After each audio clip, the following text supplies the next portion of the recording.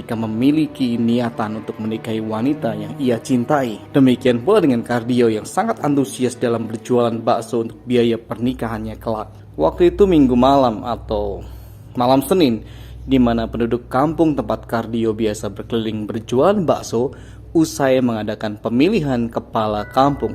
Menurut pengalamannya, setiap malam Senin dagangannya selalu laris manis, sehingga malam itu Kardio sengaja membawa stok bakso lebih banyak dibandingkan hari-hari biasa. Malum saja, selain kejar setoran, dia juga merasa perlu bekerja lebih keras agar segera bisa menikahi wanita idamannya sebelum dilamar orang lain. Namun sepertinya harapan dan impian Kardio di malam itu tidak bisa kesampaian, karena selain tidak terlihat warga yang berkumpul, malam itu suasana kampung tempat keliling juga terlihat sangat sepi dibanding hari-hari sebelumnya. Lantas dia merasa kecewa dan beranggapan jika acara pemilihan ketua kampung di siang hari membuat warga merasa lelah dan capek sehingga memilih untuk istirahat di rumah.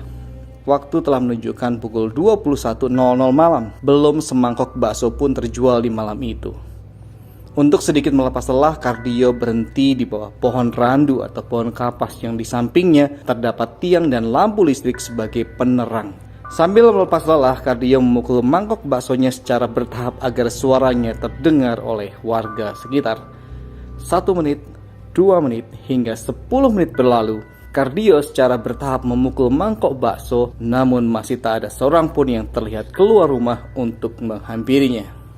Ya sudahlah. Kali aja malam ini memang bukan rezekiku, gumam Kardio dalam hati. Tak lama kemudian tiba-tiba terdengar olehnya suara angin gemuruh dari arah berlawanan dan seolah menerpa sekeliling tempat dia berhenti. Anehnya, meskipun terdengar suara angin kencang, namun ranting pepohonan termasuk pohon randu di sampingnya tak terlihat bergerak.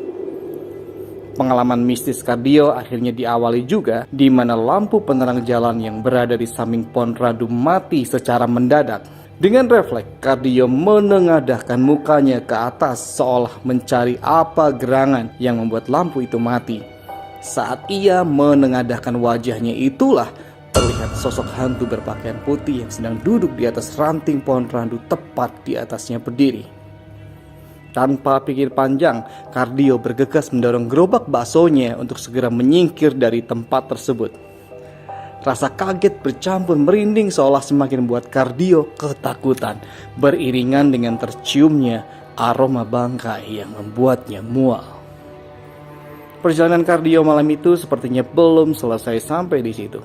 Dia masih berkehendak kembali keliling kampung, meskipun dengan hati was-was dan gelisah atas kejadian yang barusan dia alami. Meskipun Kardio menyadari jika yang dilihatnya tadi adalah penampakan sosok hantu kuntilanak, namun dia tidak memiliki pilihan lain kecuali kembali menjajakan dagangannya. Setelah sekitar 15 menit mendorong gerobaknya, akhirnya terlihat pembeli pertama memanggil dan menghampirinya. Sambil membuat bakso, Kardio menceritakan perihal kejadian yang barusan dia alami, yakni melihat sosok kuntilanak di pohon randu yang masih berada di kampung itu juga. Aneh dan kembali bikin merinding, kala itu tiba-tiba tercium aroma wangi semerbak layaknya bunga melati yang tengah mekar. Singkat cerita, pembeli telah masuk ke dalam rumah dan Kardio kembali mendorong gerobak sambil memukul-mukul mangkok sebagai pertanda seorang penjual bakso lewat. Tak lama kemudian terdengar suara seorang wanita dari arah belakang seolah meminta dirinya untuk berhenti. Namun begitu Kardio menolehkan wajahnya ke belakang, tak terlihat seorang pun. Kejadian ini terulang sebanyak 3 kali Dan pada panggilan terakhir, Cardio melihat sosok wanita yang tidak begitu ia kenal berjalan mendekatinya dengan membawa mangkok. Cardio lantas berhenti, karena dia yakin wanita itu adalah seorang pembeli yang ingin membeli baksonya.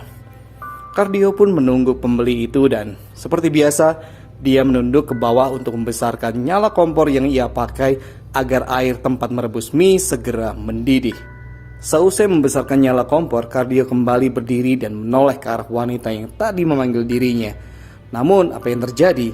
Dia mendapati sosok kuntilanak yang tadi tengah berdiri tepat di belakangnya. Saking takutnya, Cardio bergegas mendorong gerobaknya sekencang mungkin tanpa menghiraukan air rebusan bertumpahan ke sana kemari. Oke teman-teman, demikian cerita mistis, cerita horor untuk malam hari ini. Semoga bisa menghibur kalian. Sampai ketemu di cerita berikutnya. Selamat malam.